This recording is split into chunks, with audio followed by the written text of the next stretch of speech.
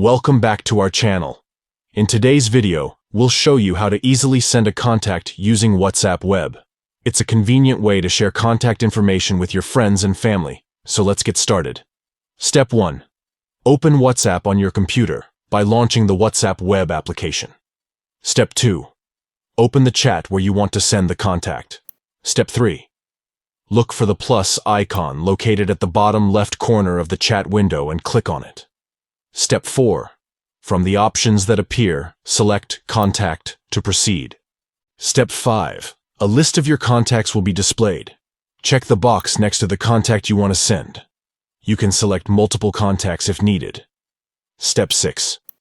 Once you have selected the contact click on the Send button to share the contact information with the recipient. And that's it! You've successfully sent a contact using WhatsApp Web.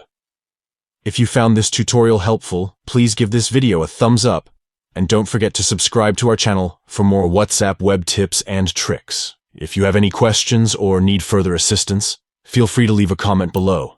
Thanks for watching.